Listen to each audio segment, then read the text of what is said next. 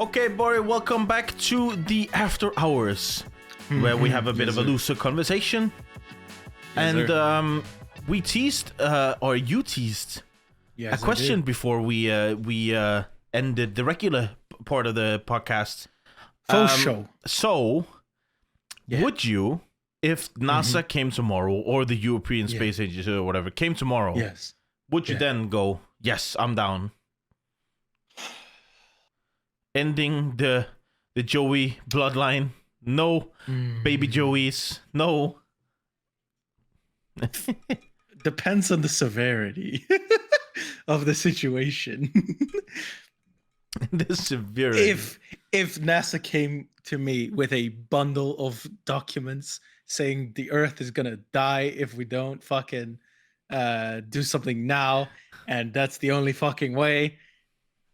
Yes, I'm in. Yes.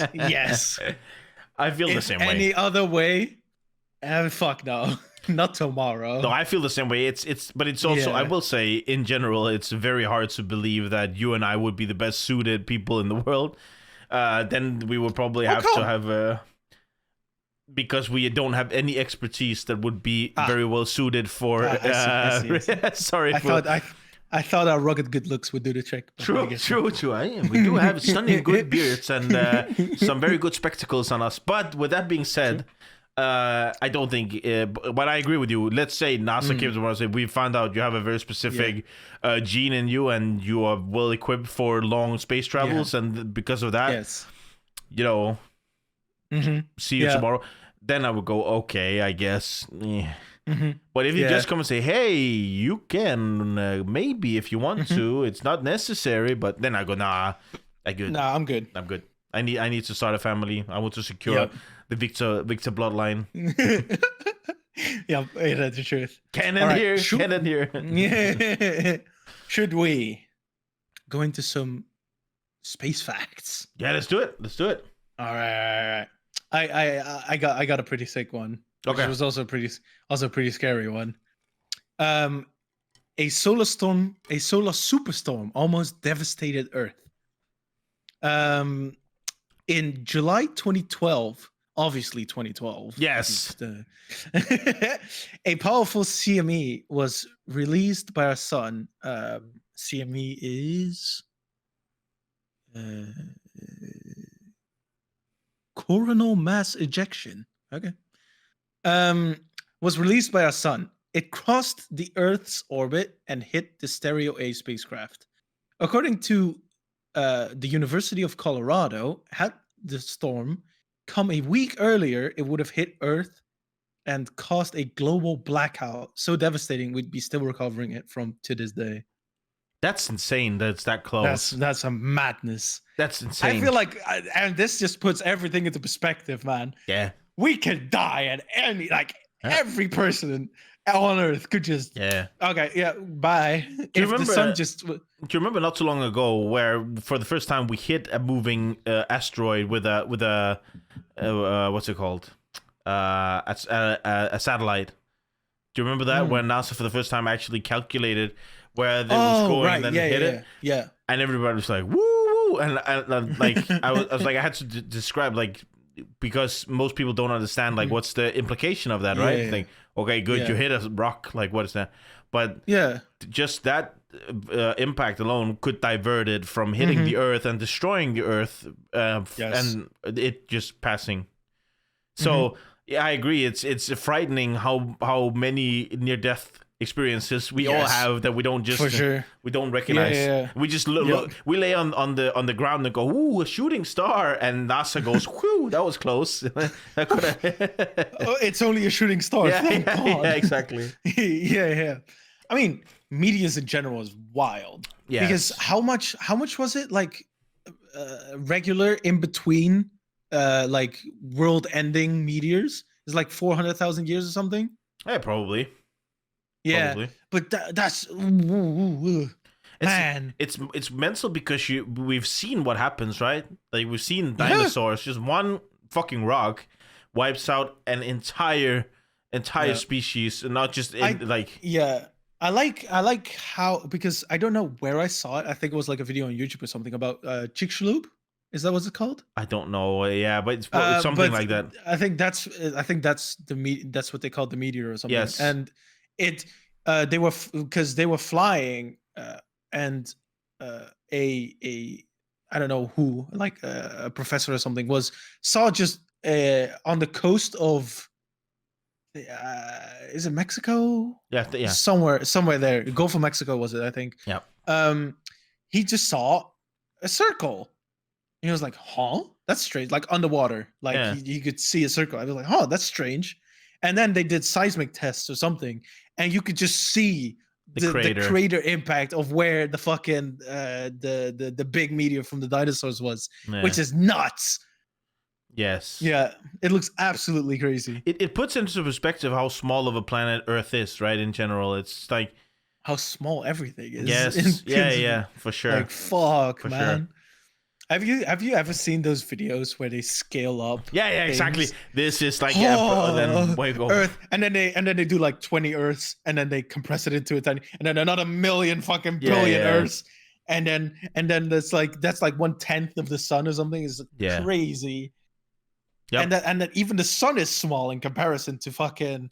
What's the biggest black hole or something? What's it called? Yeah, like, I don't remember what it's called, but yeah, like in general, the scale of things when you come to a universal level is just immense, and it's so big you can't even fathom it, right? It's to the point where it doesn't make any sense. It's like if you put enough zeros behind any number, it just loses meaning, and it's the same thing here because we can't cope.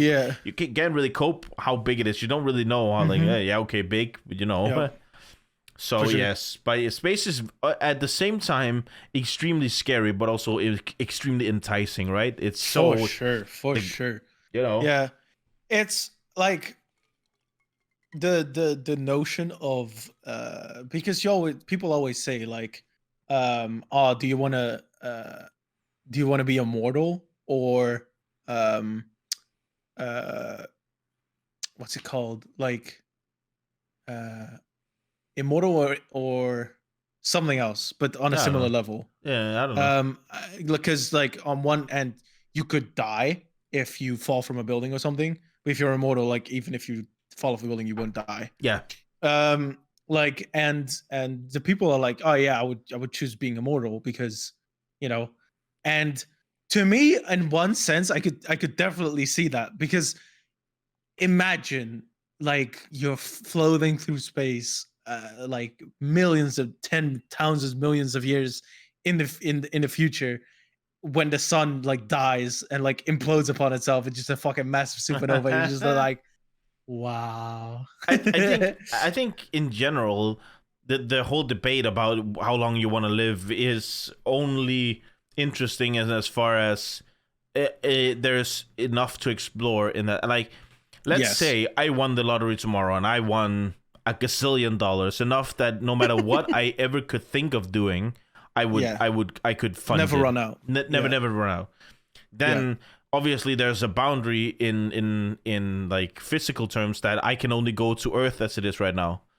But if you then all of a sudden unlock some sort of interstellar travel, now there's limitless possibilities to how much you can experience. And so I think that's when immortality becomes really, really enticing. It becomes like a thing to aspire to, right? Because there's no better feeling than exploring a new country or a new culture. And being able to do that and just keep on going to different worlds, because there's billions and trillions and gazillions and uncountable amounts. For sure.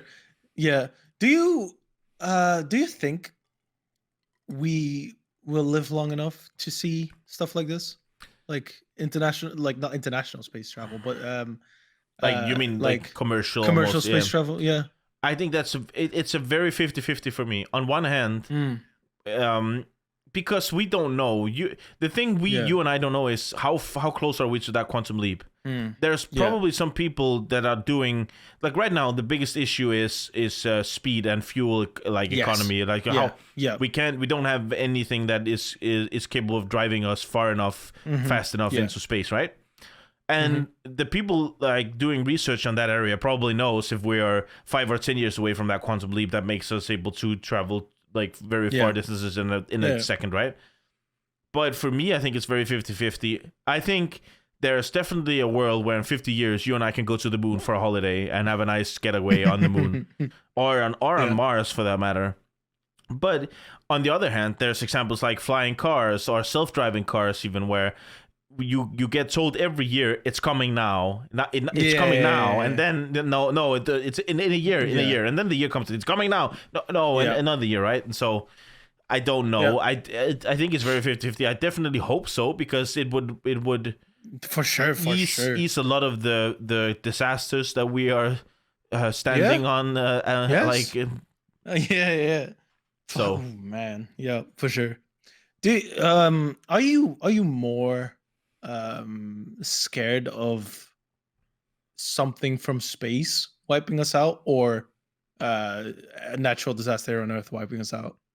Oh, a natural disaster on Earth. Or do you think it's even? I don't think it's close to even. Let me put it this way. First of all, we do obviously send a signal out continuously that we mean no harm.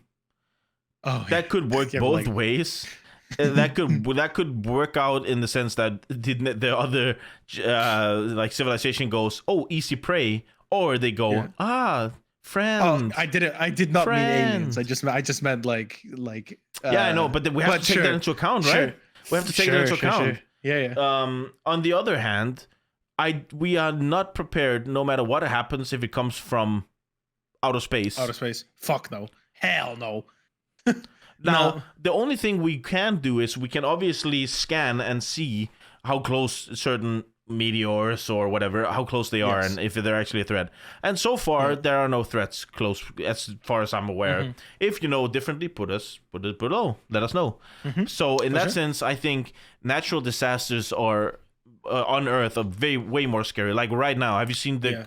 I think yesterday or the day before, I read about the El Nino. You know the phenomenon El Nino. No. It's like a natural disaster where, because of the way the oceans work, it goes like a bathtub from side to side, and so it's read up on it. It's scary shit, and that causes droughts and massive fish dying because of all sorts of stuff. And apparently that could hit the whole world today, this year. And that could cause some sort of untold catastrophe, right? So, I think there's way more scary stuff on Earth. Not just also, like, let's remember this: one poorly placed nuke, just an atomic bomb. We're done. So, right? You could change the whole way the weather works. You could change the Gulf Stream. You could change, and you know. How about you? Are you scared of meteors and stuff? Do you think about that a lot? No, I don't think it's I don't know. I don't think it's anything I think about on a regular basis. Like, no, me neither. The natural disasters neither. Like, because we are lucky we're in that part of the world where we have no earthquakes, we have no real hurricanes, we have no. It's nothing really, Nah. But what I do get is whenever I think, like, really dig deep about thinking about space, it's shit like that gives me anxiety. Like, it gives me existential dread. Just like fuck, because it's just like that was especially when I was a kid, when I just looked up to the moon and the moon was all of a sudden just the beginning of the night was all the way here, and then you're at a sleepover, you're having fun, and then you look outside and the moon is all the way over there. You're like, what the fuck? And it's just like, it's the same. It gives me the same feeling as when you think about what happens after you die. Yeah. For me, it's like because the brain can't comprehend, I think, what it is. I agree. Because, like, how could you? But you're completely right. It's like the sense that the way we perceive Earth is it's a very safe place. There's beautiful places to visit, right? No, but that's how you look at it. You look at you know the Netherlands. You know it's beautiful. Very people are friendly and stuff. But if you really think about it, there's we know. I think it's like 2% of what's in the oceans, We have no clue about most of the rainforest and what's actually in there, stuff like that. Like it's, and then that is a speck of dust in what is the space universe, right? Yeah. And so I completely understand. Like, because it's like this. It takes us, like me and my girlfriend likes to go to Berlin, right? It's a wonderful city. We fly there. It takes us an hour. Yeah. That skews the way you look at it, because that is not an hour's worth of travel. That is maybe the Earth rotating. Yes, yeah. And it's also not like you can't fly. Like flying, we can't fly. We're fortunate enough that we found a way to manipulate physics, so we can. Yes. But in general, it would take you like maybe days, weeks to get there. But that's for sure. we don't look at it that way. The same thing is just like the way the solar system is constructed is like, it's not just the sun. Everything is in a stasis, and the sun is in the middle, and we're just exactly. And that's just it. That is it. No, we are hurling through space at an immense amount of speed. It's just like, what the fuck, man? How does this work? How is this possible? And it's like, you can't see it, and then people go, but why? We can see the same things all the time. Yeah, but they're moving at the same speed. Everything around us is moving at the same speed. Space is literally expanding, right? It's not done. It's like, man, yeah, it's wild. It's some crazy shit. Now let me ask you this. I think you correct me if I'm wrong. You believe in the Big Bang, right? And yes. What was before Big Bang? Can things just boom out of nowhere? Yeah. I don't know. What I think is that obviously all of those things already existed. Yeah, probably. Just not interacting with each other yet. And the moment they started interacting with each other, it's like shit started forming. Just like life. Just shit started forming. At least that's how I perceive it. And that's just and all of a sudden it's just boom, and then a cosmic space dust everywhere, and then everything just kind of clumped together. And I think it's wild because have you read Dan Brown? Do you know Dan Brown, the Da Vinci Code, all that stuff? Oh yeah. Oh yes. Yeah. Yes. And he has a point, and I didn't believe that when I actually read it, but there's I don't remember which one, but in one of his books he talks about quarks, like the very small parts what we're made of. And they literally flicker in and out of existence. and that's just wild to think about, right? Like, that is, how do you like reconcile that with what you're seeing? Because it's like either it exists or it doesn't, right? No. Apparently, at a very small level, things can both exist and not exist. And you have the famous Schrodinger's cat. Is it live or death? Well, if you don't open it's both alive and dead, right? And all that stuff. It's like, whoa, like there's also something I read. It's like there's one in I don't know how many chance, like 1 in a billion chances something, when you hit your like hand on the table or whatever the fuck. Yeah. It can phase through because it's just molecules. Yes. Yeah. That's wild. Yeah. Something like that. Yeah. Like, what? Yeah. I mean, there's just so much we don't know yet, and that's the scary part. I don't think there's going to be a point where we will understand, because I think conscience and sentience will never be able to be. But at the same time, explained. It's like that's why it's wonderful, right? You and I watched Interstellar. It's my favorite movie. I love that movie. And it's the same thing. It's the most scary point is when you know just enough to know how little you actually know. Yes. And how much you don't know, right? That's where you go, oh shit. Like when you cross that threshold, I go, I got a hold of this, and then you go and you go, holy fuck, I have no fucking clue what's going on, right? Yep, exactly. So do you believe in like multiverse? Do you think that's real? Yes, I do think so. Yeah, I mean like exactly your point. There's so much we cannot explain. You cannot rule it out. And that's the same, I think, for me with religion. There's no possible way for me to say that 100% there is no God. No, true. There is nothing, because it's the same with the Big Bang. Like, Yeah, there's signs, but who's saying we're not just have insane imagination? Yeah, on the other hand, who's to say?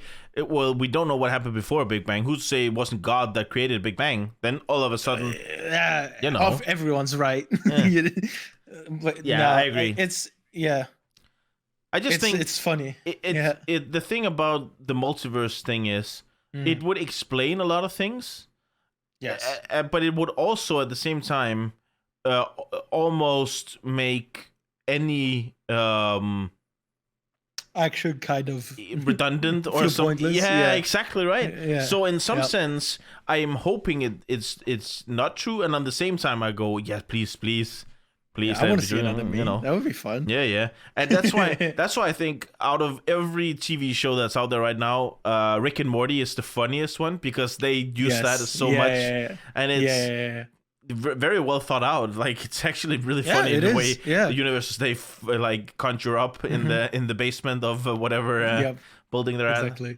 But yeah, it's just like getting to the point where you understand the way we at least believe things work. It's just like, well, that's a very deep rabbit hole you can never really for sure like get to the bottom of. I think 100%. Jesus fucking Christ. Now let me put it this way, do you ever think we will actually be have you watched Star Trek or like Star Wars or something like that? Obviously. Do you think we'll get to that? Do you think we'll get to that point where it's just a star cruiser's bigger than Earth, like you see in Star Wars, or you see that we build the Death Star? Yeah, exactly, stuff like that, right? I don't know. I mean, obviously you'll never know. I don't think there's going to be a glimpse of it in our lifetime. I don't think so. If you're like, who the fuck knows? And if you say there's enough universes, it'll happen in one of them at some point. Oh, it probably already happened in one of them. Yeah, probably. Where people in Star Trek have TV about how like Earth, and that's science fiction. Yeah. They come to our world and they discover this podcast and they go, look at those two fools. Like, yep, exactly. Well, okay. No. But anyway, I think it's enough existential dread for today. If you're high and you're tripping off of something, you're welcome. But anyway, people, thanks for listening to another amazing episode. Check out the usual podcast and the segments, because we're having a lot of fun with those. Follow us on Instagram, Twitter, and TikTok for daily uploads and shorts. And subscribe, ring the bell, and give us some comments, because we love them and we always will shout you out. With that being said, have a wonderful night, and we'll see you next time. See you next week, peeps. Bye-bye. Bye.